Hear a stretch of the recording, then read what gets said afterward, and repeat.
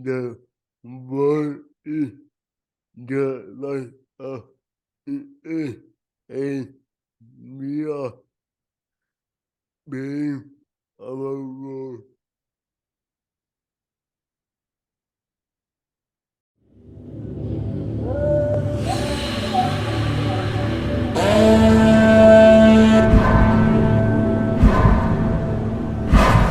In the name of God, the merciful and the compassionate, we, the Holy Tribunal of Baghdad, condemn you, Hussein ibn Mansur Hallaj, for your heretical writing and thought. Namely, for your erroneous doctrine of man's unity with God, which is theologically false and heretical. Furthermore, you have taken up arms against the empire and conspired to overthrow the state. But most heinously, you have blasphemed the very soul of our civilization with the abomination of your 4 unspeakable words. By way of these and the other innumerable truths revealed in your trial, we, the Holy Tribunal of Baghdad, sentence you, Hussein ibn Mansur Hallaj, to death on the gallows!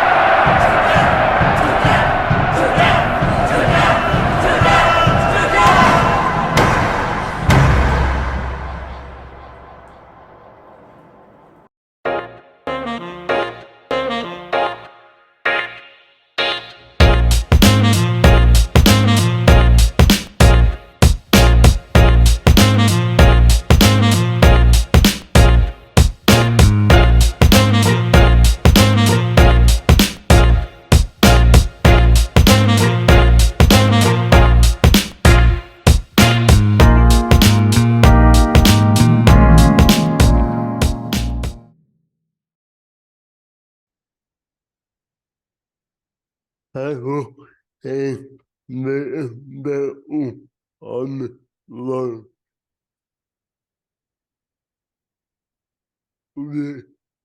Uye imbat bile BM Soheil Parsa online. Hele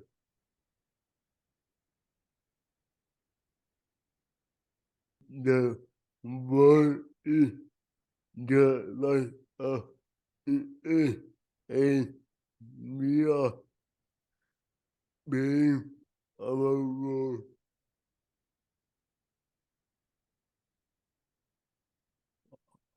I am honored to interview and about being director, writer, dramatic, and uh,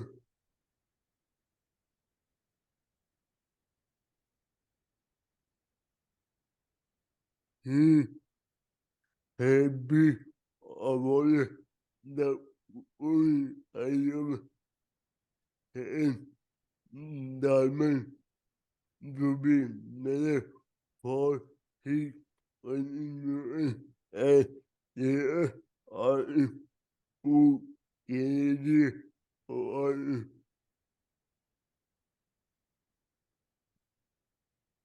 My what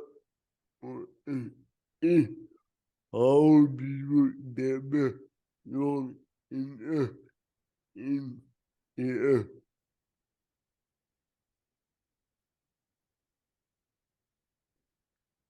Anand, thank you so much for your amazing introduction. It's a pleasure. It's an honor to be here and be invited to speak with you. And that means a lot to me. You know that we have a very strong relationship, good friendship. We are good friends. And really and truly, this is an honor to be here. So, and answer some of your questions. Um, yeah, the first question, how did I start and how, I got interested in theater? It's a amazing question. I was very young, like in my teenage years, I was a basketball player. I was very interested in basketball and I was very good at playing basketballs. And some point, I lost my interest in sports for some strange reasons. did not enjoy the competitive nature of sports and that masculine energy, and people were fighting, and it was like a little bit like, out of my world. It wasn't like really, um, I was losing my interest basically on basketball. And it was interesting. Those days I was kind of gravitated towards theater and film, but it wasn't that serious till at the age of 17, I saw a remarkable film called Modern Times by Charlie Chaplin. That was a turning point in my life. I got fascinated by that film. I was just, yeah, it was so amazing for me as a young man to see that film and to discover the what do you call it, the philosophical, the political, the psychological qualities of arts, of film and theater. Modern Times by Charlie Chaplin. Of course, Charlie Chaplin. He's a comedian, and he created a lot of silent films. So yeah, that was, as I said, the turning point, and I started to take theater, film, the arts more seriously after I saw that remarkable film. And I think after that, I just started to get engaged with the community theater in my hometown in Sanandaj, Iran. Sanandaj is the capital of Kurdistan in Western Iran. So, yes, I started, working and acting in the community theater there, and gradually my interest got more like, deeper, like, I got, yeah, more interested in theater, and I decided to pursue it professionally. And that's why I applied for the theater school at Tehran University, at the Faculty of Fine Arts. First, I was rejected. It was very competitive. It was really hard to get to into the theater school in Iran. Those days, I'm talking before the revolution. I'm talking about 1956, 1955, 1956. And then again, I applied 2 years after, and then I got accepted to the program. It was a very interesting and competitive program. They accepted only 18 people out of 1,000. So the audition process was pretty like serious. So eventually, yes, I got yeah, to Tehran University in the theater school. I studied there for 4 years. And then the Islamic Revolution happened. I was, expelled of the university, and then, but I didn't give up with my love for theater and arts. So I can tell you a little bit about this later, but that was it. Like, it was damn serious. I really, really took it seriously. So it wasn't a hobby for me. Just go and do theater and act. I was taking it so seriously. And as I said, like, after seeing Charlie Chaplin's, movie, Modern Times, I got fascinated with potential qualities of arts, film, and theater. So, yeah, it's been almost like 50 years I've been doing this.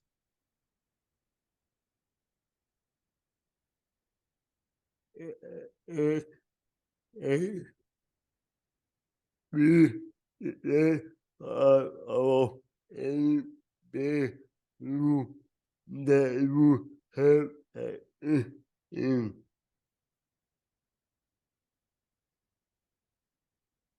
Um,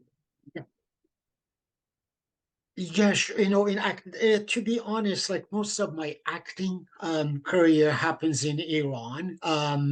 Those days, yeah, I acted in both like, Western plays that been translated into Farsi or into Persian, and I acted in some Western pieces as well when I was at Tehran University. I acted in plays like Bertolt Brecht, that's a German playwright, a play called The Fear and Misery of the Third Reich. It was about the Nazi movement and the fascist movement in Europe. I acted in some plays by Antoine Chekhov, the Russian playwright of the 20th century. I acted in several Iranian plays as well. Again, that was all back home. But since I came to Canada in 1984, after I really literally escaped Iran, and I end up to come to Canada like in 1984, actually, as I said it. Yeah, there, like I didn't go back to acting anymore. I'm considering my English being my second language, and since I had an accent, I realized that acting wouldn't be realistic for me. That's why I was gravitated towards direction. So I got fascinated by direction, and from there, like I acted in a couple of shows here and there, but not. It hasn't been like sustainable, a consistent thing for me. So since 1989, when I founded my theater company in Toronto, I've been a theater director, mostly a theater director. I acted in a film, but for some reason I'm not that proud of it. I didn't enjoy to be an actor. I really enjoy to be a theater director, and this is my real passion. Hope I answered your question. Yeah. And that how is acting for you?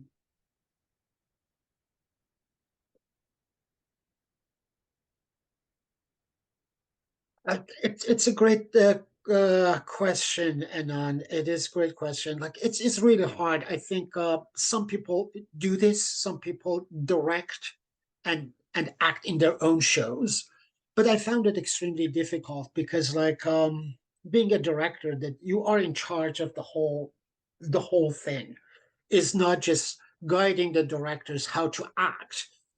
You're in charge of like the what do you call it, the blocking, or like in the theater terminology we call it mise en scène. You're in charge of communicating with the designers, with the lighting, sound designers, with the set designers, with the costumes designer. So that makes it really complicated to do both simultaneously, to be a director and act in your own plays. I've done it once, but it was really hard. It was really hard. So then, I decided, no, I just do one thing. I just focus on my direction because it's two different, like, really challenging responsibilities. Being an actor is like a huge job, and being a director is even bigger. And yeah, it's so complicated. So yes, to answer your question, is not my priority, is not my thing to do both simultaneously. Compare acting directing and writing. What do you enjoy the most? That's another excellent question. And, kind of I answered this. Directing is my passion. I think that's my first priority. As I said, because I couldn't, because of my accent and English being my second language in a new country, I realized that I have to do something else. And for my love for theater, I focus on directing. Yes, my priority is directing. I write sometimes. I don't consider myself a great writer, but I write sometimes in collaboration with my colleagues in the theater industry in Toronto. Uh, I've done like I've written 2, 3 plays and produced them, obviously. But yes, the main passion is direction. I am fascinated by that, and I'm very comfortable when I'm directing. I found writing very challenging and very difficult. That's why I admire good writers. I admire playwrights. I think it's a pretty like a difficult job. It's a challenging job.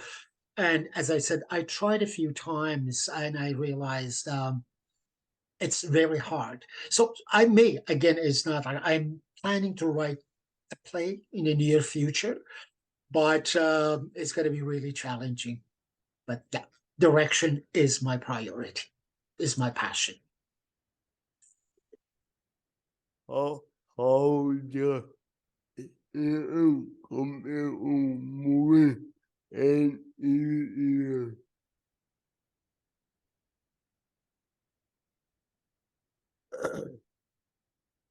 Oh, yes, it is interesting. Another very interesting question, Anand. Uh, they're two different mediums, in my opinion: film, television, and theater. Like theater is it's about the live connection. It's about the live connection between the what do you call it? Like the audience and the spectators. I mean, the audience and actors and audience. I think that's main thing that is happening in theater. Theater is about the human to human connection, as I said, between actors and audience. This intimate, live, direct, and immediate relationship between the artist and audience occurs only in theater. So the liveness of theater makes it an important and necessary and irreplaceable art form, which is a bit obviously different from film and television, because film and television don't have this they don't have this quality, the live quality. In the world of film and televisions, or series, as you mentioned, uh, the quality, the expression is more realistic, is more realism. So, for example, when in film or television you want to show a street, there's no problem. You put the camera on street and you show the street. When it comes to theater, in theater you don't have that realistic option, because in theater, whatever you do, you won't be able to show a real street on stage. It doesn't work. It doesn't mean the theater is inferior. It means that in theater you have to find another language. The language of theater is different from language of film. The language of theater is more evocative. So if I want to show a street in theater, in a live theater, I have to find other ways of doing it, which makes the theater a very interesting art form. As I say, I have to evoke the idea of a street instead of realistically showing it or copying the reality. Copying too much reality uh, on stage, it doesn't work. It doesn't mean that theater doesn't have to reflect reality. I don't mean that way, but like stylistically, you cannot show, or example, from a massacre on a stage, killing. In film, you can do it easily. You have all those techniques. You have to find a way how to do it in theater, and I think that's the place the arts comes in. How you're going to evoke, like a killing or a battlefield, a war on stage, without being so realistic. And I think that's a difference, major difference. We could talk about this forever, like, a lot of like ideas about the difference between theater and film. But again, it doesn't mean, again, from my point of view, and then from my point of view, it doesn't make the theater inferior or like less important. It's a different language. If you find that language, you can succeed in theater. If you want to copy film on theater, is not going to work. That's my opinion as a theater director.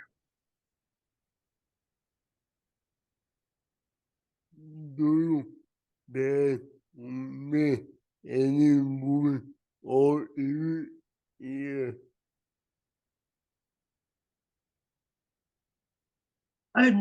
No, I haven't. As I said, like, my passion was theater. Again, not because I don't like film. I like films. I watch films, obviously.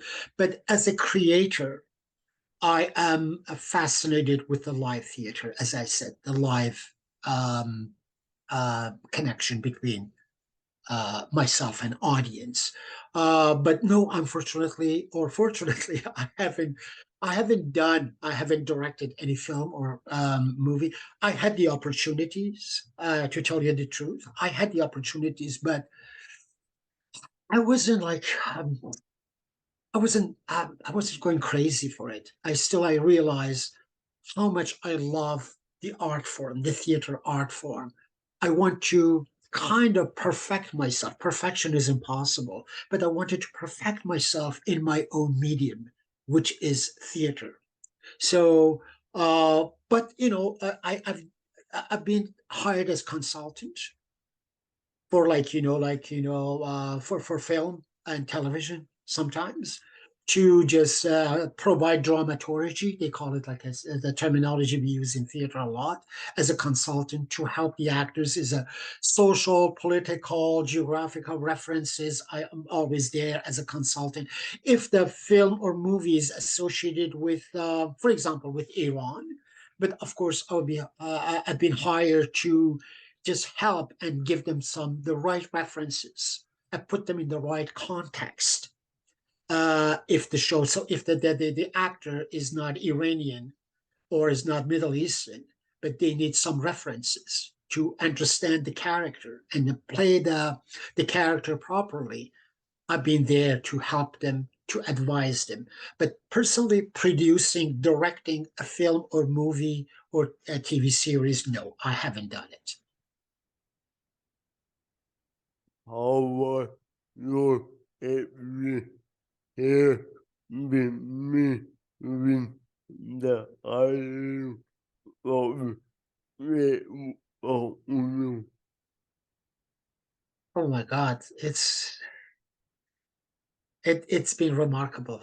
It's been remarkable. I'm so, like, pleased with this conversation. As I said, like, I never ever a moment felt that we are not communicating or something is not working. I just, like, it's a joy to see your facial expression when you say something, when you enjoy something, when you question something. I can see it in your face. And this device is so amazing, and I'm so grateful for this opportunity, and yeah, it works so well for me.